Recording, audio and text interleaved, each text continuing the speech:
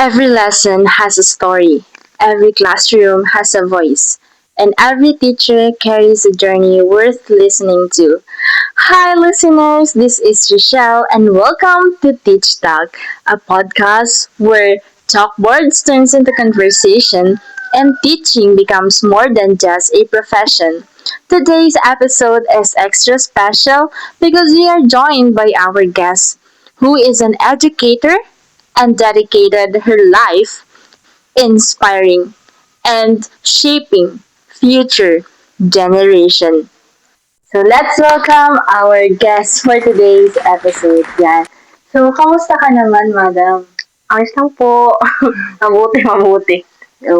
So, para makilala ka ng ating mga listeners, so could you introduce yourself to them? Hello. Ako po pala si Madam Jonalyn P. Lamonte.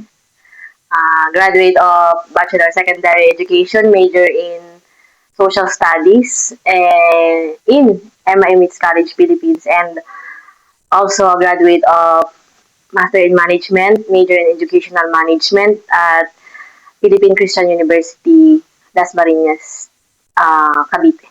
So, yung pagiging teacher ba is always part of your plan? Not actually a plan, pero nung time na nag-iisip ako ng course ay at the same time ang favorite subject ko ay social studies. Doon ako napaisip na, okay, sige, bachelor secondary education, social studies ang major ko.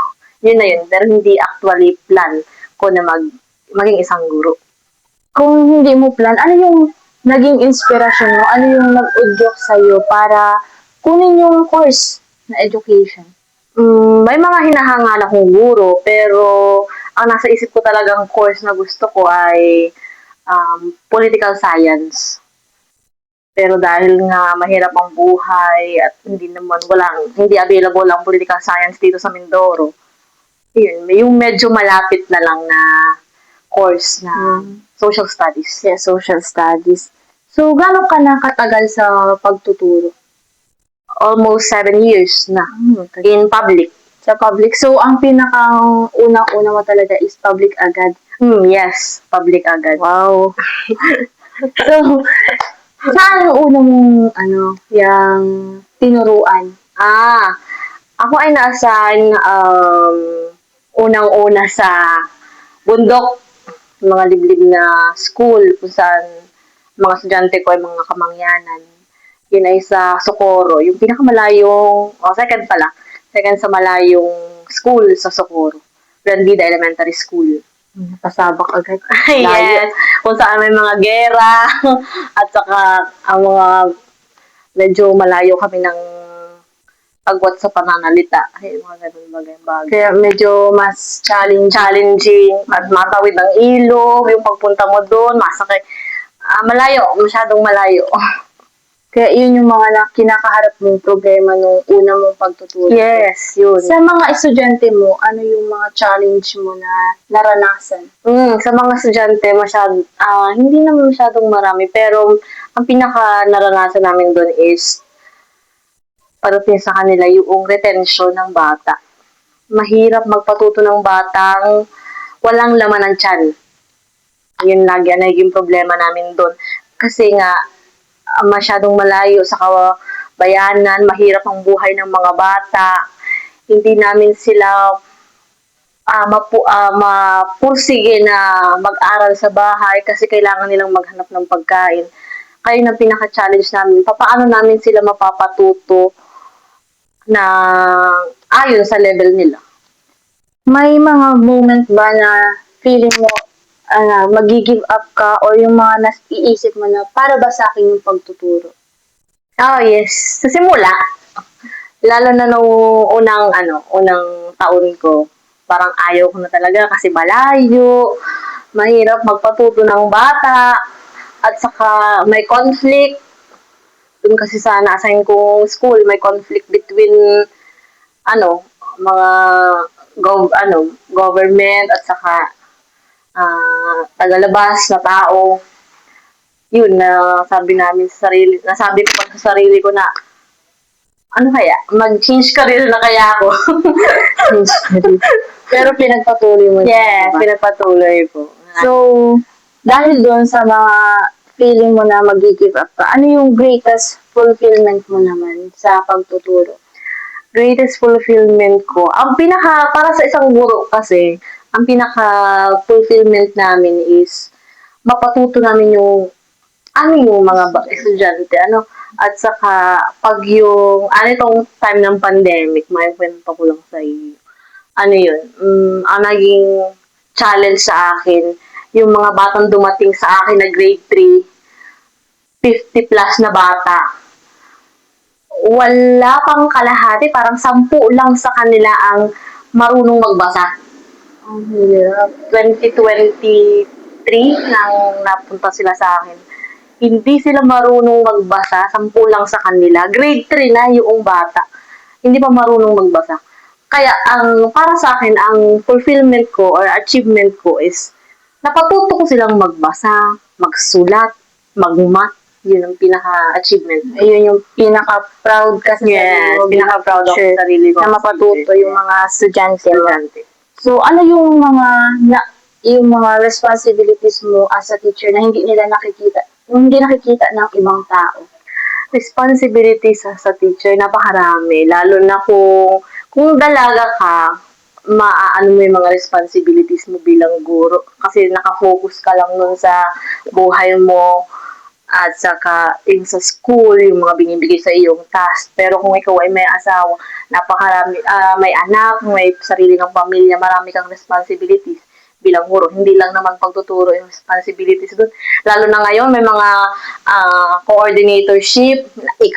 Ako nasa bundok, ikaw na rin ang ICT, ikaw na ang property, ikaw na yung sa feeding, lahat iaasa sa iyo yun. Sabi nga ay, hindi ka lang guro, magiging nurse ka minsan, pag nasaktan yung bata mo, magiging nurse ka, sa feeding, papakainin mo sila, sa ICT, pag halimbawa, ikaw sa TLD coordinator, ikaw magagamas, tuturuan mo sila, maraming responsibilities na hindi nakikita ng ibang tao na ganun pala kahirap yung ginagawa ni ng mountains. So, na-feel mo ba minsan na-stress ka ba, na-pressure sa profession mo na ito? Stress? Oo naman. Nakaka-stress talaga. Lalo na ngayon, pabalit-palit ng curriculum. Hindi ko na alam kung nasa ang part na ba ako. Ano ba ito naturo ko? Minsan ay, napapatanong din ako sa sarili ko. Ano pa ba? Worth it pa ba na magturo sa ganitong panahon? So, paano mo ina-handle yung mga ganong katanungan sa sarili mo? Siyempre, babalik at babalik ka pa rin dun sa, ay, mahal ko ang pagtuturo. Mahal ko ang mga bata. Nung nasa bundok ako, pag na-stress ako, ang ginagawa ko. Lalo pag tumatawid kami ng ilog, umuulan na naman. Isipin mo na lang, may mga batang naghihintay sa iyo. Yun lang yun. Passion talagang kailangan. Yes, at saka puso. Sa puso. Tuturo. So, di ba, Pag wala ka nun, wala na. Wala. May stress ka, tuluyan ka magre-resign. Pag-resign nila pag-stress. Oo, hindi ganun yun eh. Pag na-stress ka, hindi agad resign ang sagot talaga pag ikaw ay mahal mo yung pagtuturo. Naisip mo kawawa yung mga bata. Paano mo ini-improve yung sarili mo? Para maging, di ba, hindi na lang tayo sa pace na ganito, ito lang tayo. Paano mo ini-improve, nagde-develop ikaw? Paano ka nagde-develop? Personally, magde-develop pag maraming ibinibigay sa amin ng Department of Education ng mga training seminars, nag improve ang mga guro. Then, ikaw, para sa sarili mo, katulad ko, minsan talaga, pag halimbawa, busy na ako, nag-scroll ako ng Facebook, may mga seminar, webinars na, at yung about sa teaching, kung paano may improve, yun, nakikita ko siya, at ina-apply sa sarili ko. Kagaya ng mga webinars, nag-register ako doon, attend ako doon, at saka yung mga bago na kasi ngayon madami yung technology, yung lalo na sa AI. Yan. Maraming on the spot na agad. Halimbawa, on the spot kang mag-represent. Kailangan marunong ka ng mga on the spot yung madali ang gawain. Yun, minsan nag-try ako sa TikTok, may mga teaching styles, strategies, may mga binibigay naman yung ibang guro doon. Yun, tinatry ko din siya sa sarili ko. At saka pag nakita ko na maganda, na-apply ko. Apply mo sa pagtuturo. So, sa 7 taon na pagtuturo, ano yung natutunan mo? Natutunan mo bilang guro at natutunan mo para sa sarili mo? Natutunan ko bilang guro, marami. Marami ako natutunan kung paano ko i-handle ang aking sarili, papaano na ang pinakatutunan ko, walang isang magandang strategy kung papaano mapapatuto ang bata. Kasi different strategies para sa different styles of learning ng different styles of learning ng mga bata. Hindi pare-pareho ang mga estudyante, kaya wag kang ma-stress kung yung mga bata mo hindi agad matuto sa isang turo mo lang. Hahanapan mo talaga sila ng different strategies kung paano sila mas madaling matuto. Ang sarili ko naman, yun, paano ko in-handle yung araw-araw kong buhay bilang guro. So, iisip ko na lang na, sige, masaya magturo. Masarap magturo. Makita mo yung mga estudyante mo na nag-graduate at babatiin ka na, yan, mga teacher ko yan, nung ako yan. Ayun. Yun naman yung ng mga teacher, yung magbabalik sa estudyante, pag-graduate, isang achievement ng sa sarili ko ay kailangan ko laging maging matibay, alagaan ang sarili. Yung lagi kong ina-apply sa sarili ko. Hindi naman ako, ang mga guro ay hindi naman bakal. Kailangan mo rin alagaan ang sarili mo. Kung na-stress ka, sabi nga ay lumayo ka. Kung na-stress ka ay yung take a break. Yun. Yun ang pinaka-lesson namin. So, what does being a teacher truly mean to you? Ang isang guro, pagiging isang guro ay hindi fashion. Kailangan ito ay magkaroon ka ng puso sa mga estudyante sa iyong ginagawa. Pag meron ka kasi nun, ikaw ay magiging mabuting guro, mamahalin mo yung trabaho, at saka lahat ng stress na dinadaanan mo ay wala, parang dumaan lang na hangin. Yun, isang guro, kailangan mo maging matibay. Matibay. Ano ba, puro elementary ba yung naturoan mo o nag-secondary ka? Pero nung ako ay, hindi, ang major ko kasi ay secondary, kaya nung ako ay nag-student teacher, sa high school talaga ako napalagay. Kailangan kong makisama sa mga, kailangan kong makisalamuha sa mga high school student nun. Parang 3 buwan ako na sa high school. Nag-elementary na ako. At saka sa lower grade. Mabait ang mga chikiting kumpara mo sa mga high school. Na ang kailangan ko sa high school, makisabay sa trend nila makisabay sa trip. Kung anong trip niya ba ngayon, kailangan ay, mo din. Sa elementary ay naniniwala kayo sa mga teacher yan. Ay, teacher. Ano yan? Pag sinabi ni teacher na may assignment ha. Gawin. Ay, sa high school ay pag hindi nila trip yung assignment ay naku. Ano yung mabibigay mong advice sa mga students na katulad namin na nagtatahak ng education? Para sa mga katulad ninyong estudyante, katulad ng sinasabi ko, ibigay ninyo ang inyong puso, lalong-lalo na sa pagpapatuto ng mga bata. Kasi sa panahon ngayon, lalo na ang mga bata ay hirap magkaroon ng reading and comprehension. Puso ang kailangan nila para mapatuto, mag-isip pa tayo ng maraming strategies, at saka tibayan ninyo ang inyong sarili. Kasi maraming ibibigay ang departamento na labas personally. Kahit yung sinasabi nila Sabado, Linggo, na pahinga ng guro, ilalaan pa natin yun para sa mga lesson planning, sa pagsusulat ng strategies. Tibayan ng mga estudyante at saka puso. Kailangan masigurado ninyo sa sarili ninyo na magtuturo ba talaga ako? Ito ba talaga ang gusto ko? Kasi kung hindi, Baka 1-2 taon lang sa department ay ano na, aalis na. Kaya kailangan matibay. Kailangan matibay. Lalo na sa stress.